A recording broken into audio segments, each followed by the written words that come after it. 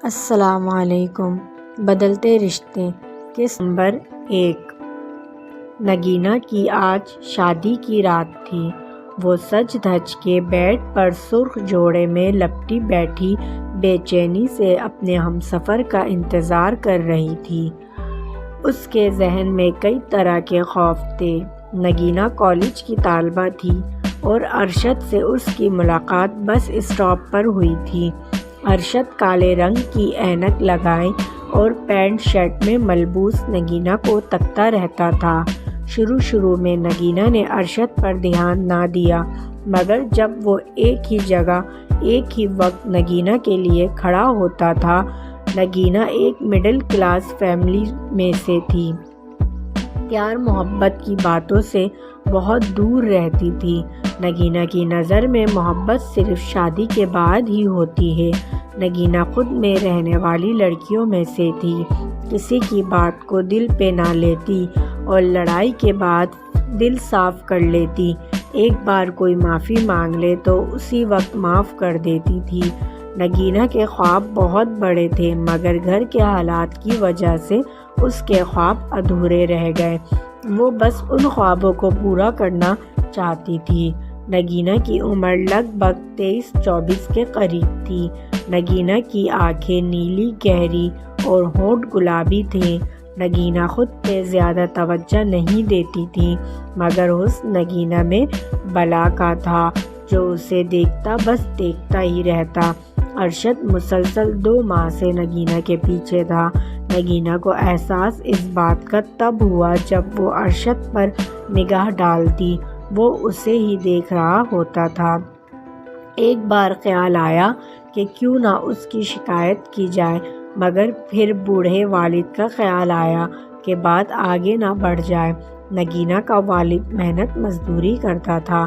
نگینہ کے 2 بھائی تھے اور جس میں سے ایک نکما تھا اور دوسرا چھوٹا تھا جو میٹرک میں پڑھائی کر رہا تھا۔ والدہ اکثر بیمار رہتی تھی۔ نگینہ گھر کا خرچہ چلانے کے لیے گھر میں بچوں کو ٹیوشن پڑھایا کرتی تھی۔ گھر کا کچھ خرچہ والد اور باقی نگینہ سنبھالتی تھی۔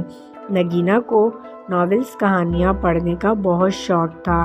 آپ ہر روز میرے راستے میں کیوں کھڑے ہوتے ہیں مسٹر، میں مسلسل آپ کو نوٹ کر رہی ہوں۔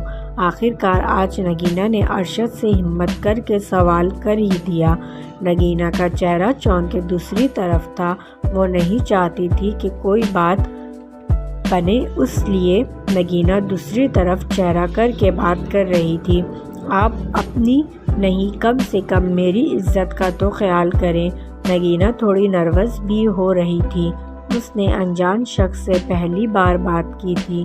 اپنی عزت کے لیے ہی تو کھڑا ہوتا ہوں آ کر۔ آپ کو شاید معلوم نہیں کہ میرے ساتھ جو لڑکے کھڑے ہوتے ہیں ان کی نگاہ آپ کے جسم پہ ہوتی ہے اور وہ آپ کو شیطانی نگاہوں سے دیکھتے ہیں۔ میں آپ کی سیفٹی کے لیے کھڑا ہوتا ہوں تاکہ آپ کے ساتھ کوئی بری حرکت نہ کرے۔ اس دن کچھ اوباش لڑکے آپ کے بارے غلط بات کر رہے تھے۔ دیکھیں مسٹر، میرے بارے میں کوئی کچھ بھی کہے، مجھے پرواہ نہیں، اور میری عزت اللہ پاک کے ہاتھ ہے۔ وہ ذات اگر نہ چاہے تو کوئی کچھ بھی نہیں کر سکتا، اور برائے مہربانی آئندہ کے بعد میرے راستے میں مت کھڑے ہونا۔ دوسری سائیڈ سے گاڑی کے نگینہ کو متوجہ کیا اور نگینہ گاڑی پر سوار ہو کر چلی گئی۔ ارشد نگینہ کو دیکھتا ہی رہ گیا۔ نگینہ رات کو بستر پر لیٹی تو اسے دن والا خیال آنے لگا۔ نگینہ نے اپنا دماغ جھٹک دیا اور سو گئی۔ چونکہ اگلے دن چھٹی تھی، سارا دن کام کاج کر کے نگینہ شدید تھک گئی۔ گرمیوں کا موسم تھا۔ نگینہ آرام کی غرض سے اپنے کمرے میں جا کر لیٹ گئی۔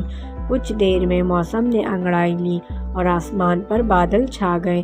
ٹھنڈی ہوائیں جب چلنے لگی، نگینہ گھر کی چھت پر چلی گئی اور موسم کی انگڑائی کا بھرپور فائدہ اٹھا کر آنکھیں بند کیے لمبی لمبی سانس لینے لگی۔ نگینہ نگینہ نگینہ کی سماعتوں نے اپنے نام کی صدا سنی اور آنکھیں کھول کر آگے پیچھے دیکھنے لگی، مگر کوئی بھی نہیں تھا۔ یہ آواز جانی پہچانی تھی۔ غور کرنے پر معلوم ہوا کہ یہ آواز اسی بس اسٹاپ والے لڑکے کی ہے۔ بیچارے کو میں نے خواہ میں سنا دی۔ نہ جانے کون تھا، اس کا دل نہ جانے کیوں دل کر رہا تھا کہ وہ اس لڑکے سے معافی مانگے۔ نگینا نے فیصلہ کر لیا کہ کل اس لڑکے سے معافی مانگے گی۔ اگلے دن بس اسٹاپ پر جا کر کھڑی ہوئی۔ 1 گھنٹہ گزرنے کے باوجود وہ انجان لڑکا اسے کہیں نظر نہ آیا۔ البتہ کچھ فقرے سننے کو ضرور ملے۔ اگلی قسط دوسری ویڈیو میں دیکھیں۔ اگر ویڈیو اچھی لگے تو چینل کو سبسکرائب ضرور کریں تاکہ آگے کی کہانی جیسے ہی اپلوڈ ہو آپ کو نوٹیفیکیشن مل جائے۔